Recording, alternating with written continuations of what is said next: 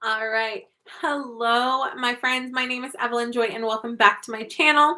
I already made one video. Check it out on my channel about saving money in 2022. Today, I'm going to dive deeper. So, the first one was just surface level, across the board advice on how to save money and stuff like that. Um, this time, I'm going to go even deeper about how to save money when you're basically almost completely broke, right? So when you're barely breaking even, living paycheck to paycheck, how to make it when you're broke because it's happening, right? All right. This comes to mind because this last paycheck was about half what I normally make during the school year. And so, ouch, that hurts. And we have to get smarter with our spending, right? So, my first piece of advice, I've got bullet points over here. My first piece of advice is avoid stores altogether. I'm not saying never go, I'm saying go only when it's absolutely essential. Let's say once a week, once every couple of weeks, rather than going every day to a store. If you know that every time you go to Dollar Tree you spend $30 to $40, avoid going to Dollar Tree. Only go once a month, right? If you know that every time you go to the grocery store you spend over $100, avoid going to the grocery store until it's absolutely necessary, and then be wise with your spending, right? So if you know you're going to frivolously spend, if you know that every time you drive, this is my example, if you know that every time you drive to piano lessons you spend money on Sonic for lunch, pack pack a lunch and don't stop by Sonic. Stop by the park and have peanut butter and jelly sandwiches and carrot sticks and chips with your kids, rather than buying corn dogs and whatever you buy at Sonic, right? So pack a lunch rather than buying fast food. Avoid the stores as much as you can. Avoid using gas as much as you can. For example, I discovered a park that's only 5 minutes away, right? And there's also a park we like equally as much that's 20 minutes away. So choose the 5 minutes away over the 20 minutes away park, right? For example, we have a membership to the Children's Museum, but it's kind of far away, so we're only going once a week, right? Um, Stock up on non-perishables. So when you have opportunities, like tuna goes on sale, something that's non-perishable goes on sale, stock up on it. For example, my friend Cindy Bennett's watching. Hey Cindy, ramen noodles, right Cindy? Ramen noodles, it's cheap now. We don't know about the future. Stock up on ramen noodles. It's non-perishable, right? So if it's non-perishable, you can stock up on it. We got an extra freezer, a second freezer, and filled it up. That is worth it. It's only like 100 something bucks, and that was worth it just to fill it up with extra food, so that if we go to a food pantry and they give us 3 whole chickens, true story that happened, we can cut it up, put it in large Ziploc bags from Dollar Tree, and put it in that freezer because we have extra space for it, right? If we didn't have space for it, we wouldn't be able to accept it long term. All right. Make a side hustle. So for example, I spent 20 bucks in materials for my kids to make bracelets to sell them $5 each. We're quickly going to get that 20 bucks back and hopefully sell some, and showing my kids how to make money, homeschool project, and also learning the value of a dollar, right? Um, find out about free resources. So the phone number is 211 for finding out free resources in your area. You tell them your zip code and what your financial need is, and they'll tell you, let's say you need help with groceries. They'll tell you about food pantries in your area, right? You can also look up on Google, that kind of stuff, right? Learn how to cook. Hey, Cindy, learn how to cook, right? Avoid eating out. Support friends, not stores. So, for example, you see this lovely teacher name sign. It was made by Cheryl Lynn, who is a teacher. On Facebook, you can check out her group, her page, Dora Laza by Cheryl Lynn, and you can get a teacher name sign. I just ordered a sunflower that's coming soon that says "Welcome, no soliciting" on it, that I'm going to put on my front door. I'm excited about that. So yeah, if you're going to order something, order from a friend, right? Support your friends. So this morning we stopped by, there's a community center near us that you can go any day and get free bread, and sometimes they have sweet things, sometimes they have fruits or veggies. vegetables occasionally. So we got, some hot dog buns, some bread, and we also got some donuts for breakfast, right? So my kids each had a donut. We came home and put them in the refrigerator. Then we went to the library for lunch. They had meals for kids at the library. And not only that, but this week they actually had meals for the parents as well. So I had a little tuna on crackers lunch alongside my kids as they had their little free lunch at the library. So that was really special. Learn about those kind of resources. Then after that, we went to Catholic Charities and got signed up.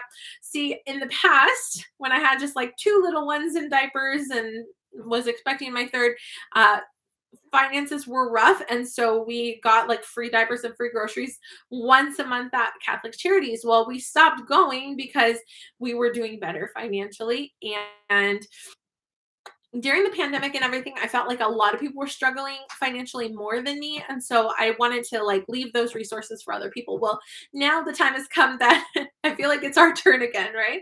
So I always try to like, when I can, when I'm in the right position, donate clothes to the community center where we get free food sometimes, and or like at the community center, it's also partly a store. So we'll like buy a candy bar while we're there getting free bread or whatever, right? So try to give back when you get the chance, right? Another thing is, don't spend 100% of your paycheck. If at all possible, save a portion of it. Let's say you make $100, but you're able to save $20. Save it in a jar, save it in your center console of your car, save it under your pillow. I don't know where you're going to save it, but save it in a spot that is safe. Maybe not all of your savings should be in the bank. Have a little bit of cash just in case of emergency, um just have some cash and try to add to that cash. So that's something that I'm starting right now for myself and my kids, is setting aside cash that we don't touch, like cash to just build it up, maybe a little bit each paycheck, um, to save for emergencies, right? Save for a rainy day, save for emergencies. We don't know when the car could break down. We don't know if there might be an unexpected bill we can't afford, right? We don't know the future. We don't know if there could be job loss in the future. Save when you can, when you get the chance. So instead of frivolously spending, as I've been guilty of, get free things when you're able to. Support your friends. For example, I have friends that I donated clothes to their children, because my kids grew out of them. Another friend of mine gave me clothes that her children grew out of. None of us charged each other, right? A friend of mine works at a daycare, and she's aware that we're struggling a little bit financially, as are many. And she brought me two huge boxes of diapers and a few groceries, and that was such a sweet blessing, um, because she's also a mama of a special needs child, and her kids are a little bit older, and she said, I can only imagine how hard it is with four little ones. So mom to mom, we have compassion for each other. So help others out when you get the chance. If you see someone on the side of the road that is asking for money, maybe give them $5 if you can and say, God bless you, or maybe buy them a hamburger or something, when you can, when you have the opportunity, or when you're able to. Some people even have little bags in their cars that have like, maybe a prepackaged cookie, and or like maybe some even better like granola bars or something like that, and a bottle of water and like some shampoo and soap and stuff like that, and they'll have like the little like gift bag to give to like homeless people they see, which is so awesome, because that way that money is going to something they physically actually need, like meet that need of hunger, not that drug addiction or whatever it could be that got them in that position. You never know, like you don't want to judge people, but yeah. You know how it goes. All right. So be a blessing to others when you get the chance, and that comes back around to you, when times are tough, sometimes we experience individual tough economic times, and sometimes we experience worldwide tough economic times at the same time. And that's what's happening right now. So it's a time to look out for one another. For example, last year, I saw a fruit stand that people were selling fruit that they themselves had grown, right? So some of them were like, or some of them were like peach. It was like a farmer's market type thing, right? There were peaches that were grown in Georgia. They had their own salsa they had canned and all that stuff like that. So I bought 3 bags of peaches, one of them for my family. In one bag, I went around and gave a couple of peaches to every homeless man that I saw on the corners and stuff like that. You can do something like that because you are supporting a farmer and supporting homeless people and bringing some fruit home to your own family as well. So little things like that, that didn't take a lot of money to make somebody smile, help somebody know, and remember to tell them Jesus loves you, when you give them the fruit or whatever, right? So just an idea. So when times are tough, try as much as you can not to give all your money away to big box stores. I'm guilty of that, right? Where it's like so easy to just go to Walmart, to go to the grocery store, just spend all of our money. But as much as you can, if at all possible, try to save some. When you can have free resources, take advantage of that. Not take advantage of that, but when you have that opportunity. For example, Catholic Charities gives free groceries once a month. We're going to start going once a month. Hello, Meredith. Welcome. So when you have opportunities to help people out, even less fortunate than you, do so. When you have a chance to give back, do so. When you have a chance to support a friend instead of a big box company, do so. You know what I mean? Because now is the time that we're not just individually struggling financially, but we're like across the board. A lot of people are struggling because the value of the dollar is going down a lot, right? And it's not just nationwide, but like the whole world is getting hit economically for different reasons. And I won't get into politics in this video, but yeah. I mean, I don't think I'm enough of a political expert to really talk about it at all on YouTube. But yeah, fact is the economy is getting worse by the day. So grow your own food. And when you have an overabundance of food, share with others, right? Learn how to grow food, learn how to do a side hustle, like maybe teaching online for a new company. I just got hired for a new company. My fingerprints are getting processed because I had to do background check and fingerprints to do it. But that one is tutor gigs. So yeah, find out about side hustles and try to do those. I teach on OutSchool, and I noticed that of all my classes, one specific class has like 700 followers for it. The other class is not as much. So for that class, I raised the price $1. And I raised the amount of students per class. And I kind of closed down a lot of time slots that didn't have hardly any students in them. And I opened up a lot more of time slots of this one specific popular class. And sure enough, it's booking well. So whereas it maxed out as 8 students before, now it maxes out as 11, whereas it was $7 before, and now it's $8, just so I can make more money teaching students. And I'm also improving my teaching style, in that in the past I'll always like send the links to videos I use in class and stuff like that, but I don't always have a worksheet or a paper, like a notes sheet to give to my students. But now every single class I have like a vocabulary list that I give out to my students. I'm starting to tutor people in Spanish individually, adults, anybody that wants to, apart from any company. So if anybody wants to take a 30-minute, $10 Spanish lesson from me or gardening lesson, you are welcome to do that. But just like think like you have no money. Think like you have no gas. Think like you can't afford to spend frivolously. And think like the big box stores aren't on your side. Look to see what friends you have around you who are in need. And instead of donating your extra clothes to a thrift store, which is fine, donate those clothes to a friend who can't afford to buy the next size of clothes for their kids. You know what I mean?